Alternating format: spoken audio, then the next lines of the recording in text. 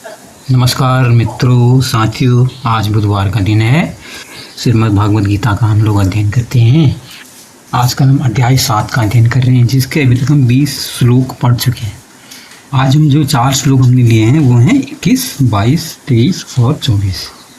आइए शुरू करते हैं। क्या इनका अर्थ है मैं अपने हिसाब से बता रहा हूँ, लेकिन आप खुद भी पढ़ें, कुछ और अच्छे आचार्यों उनकी विवेचना पढ़ें, उससे आपकी ज़्यादा समझ में आएगा। आइए शुरू करते हैं।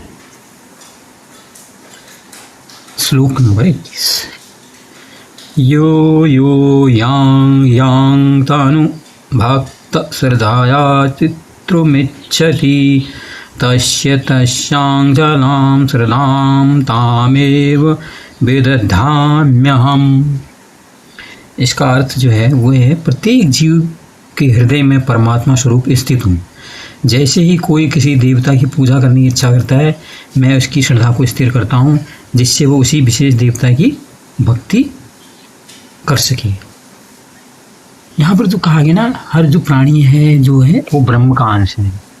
इसको पूरे हम ये ब्रह्मांड की तुलना में हम लोग एक उसके अंश हैं। जैसे कहते हैं ना, एक समुद्र की जो भाप है उठती है, वाष्पित होकर गिरती है, उसी से बारिश होता है, लास्ट में वही समुद्र में मिल जाती है। कुछ इसी तरह से हमारा जीवन है। लेकिन हमारी जो इंद्रियां हैं, हमारी जो कामनाएं हैं, उसकी वजह से हम लोग क्या करते हैं, हमारे जीवन में सुख और दुख का जन्म होता है। इन इंद्रियों के कारण ये सारे सुख और दुख इंद्रियों से जनित है। फिर उनके कारण हम ये जो दुख है सांसारिक, उनकी मुक्ति के लिए हम लोग सुख की कामना करते हैं और सुख से हम जोड़ देते हैं। अलग अलग हमने बनाए हुए कि यार इस देवता से ये मिलता है, इस देवता से ये मिलता है, इसके पास चले जाओ।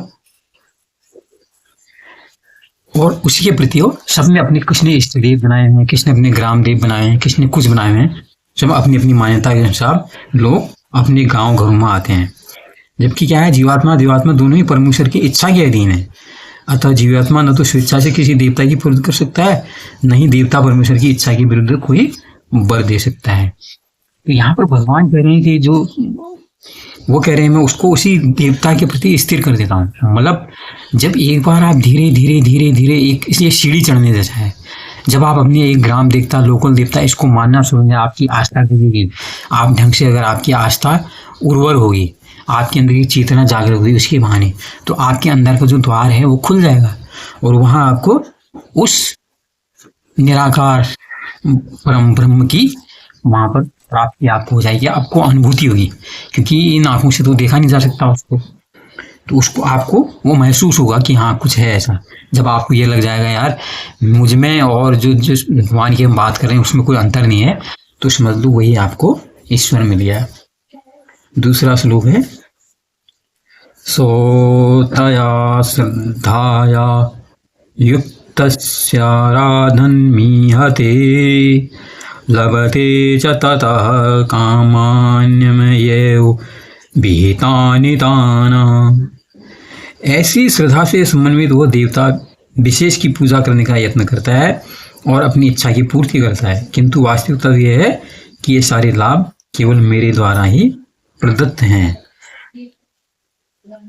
देवतागण परमेश्वर की अनुमति के बिना अपने भक्तों को वर नहीं दे सकते हैं, यहाँ पर ये कहा गया है। तो अब आदमी अपनी भी कामनाओं की पूर्ति के लिए मांग रहा है। कोई कहता है वहाँ जाओ तो वहाँ पुत्र की प्राप्ति होती है, वहाँ इसकी प्राप्ति होती है, वहाँ उसकी प्राप्ति होती है। आदमी सब इसी चक्कर में पड़ा रहता है। इसके लिए फिर वो बड़े बड़े तीर दाम सब जगह जाता है।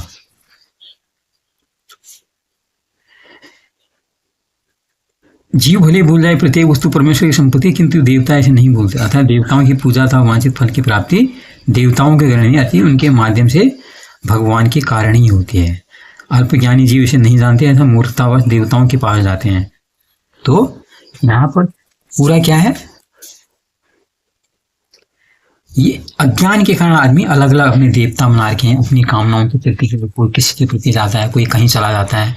ये सारी जो कामनाएं हैं मन में उठी, उसके कारण से वो अलग अलग देवताओं को मानता है और सोचता है उससे उसको मिली है, जो भी मिली है। जबकि देने वाला कौन है, वही जो ब्रह्म है, जिससे आपको मिलनी। जैसे लहरें उठी है ना उसी सागर से, वही ऊपर उठ के भाप बन रही है और भाप बन के गिर रही है, दोबारा समुद्र में मिल जा रही है।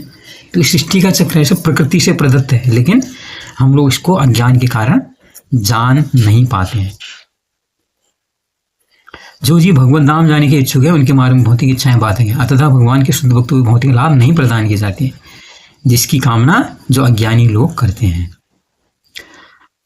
आज का जो 23वां श्लोक है, तीसरा श्लोक, श्लोक नंबर 23 अध्याय 7 का, वो है अंतवत् फलम तेषां तदभवत्यल्पमेधसां देवान देवयजो यान्ति मद्भक्ता यान्ति मामपि।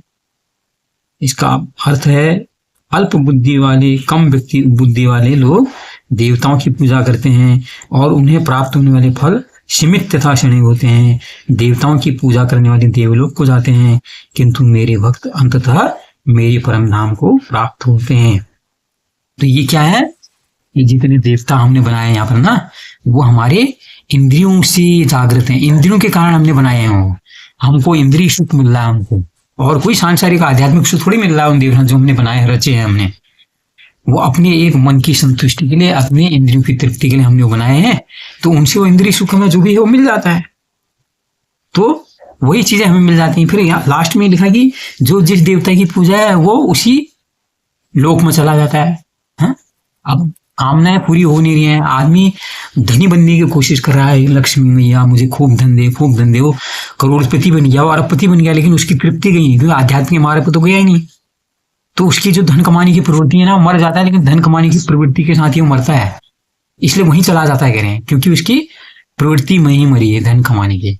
कोई ऐश्वर्य की लालच में रहता है, मरते दम तो यार मैं अभी मुख्यमंत्री बन गया, मैं प्रधानमंत्री बन गया, मैं मंत्री बन गया, मुझे नोबेल पुरस्कार चाहिए, मुझे दुनिया की पूरे सारे लोग जो हैं मेरे कोई पूजन करें, मेरा नमन करें। फिर ये भाव उसके अंदर आते हैं और उसी भाव के साथ मर जाता है। वो जिस देवता को, यहाँ पर कहने का मतलब है आप जिस देवता को पूजन करते हैं उसी लोक में चले जाते हैं। यहाँ पर कहा ना, जो एक ऐश्वर्य की कामना कर रहा है तो ऐश्वर्य की कामना लिए ही वो मर जाता है, वो ऐश्वर्य की कामना उसकी यहीं छूटी रह जाती है, आधी अधूरी। तो ऐसी जितने भोग सारे, तो इसलिए सारी चीजें हैं ये इंद्रिय जनित है।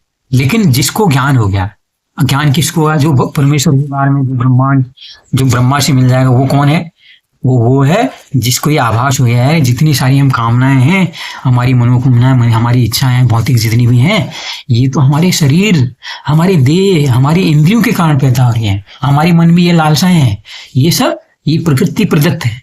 इस प्रकृति प्रदत्त चीजों को ही हम देवता का दिया हुआ मान रहे हैं।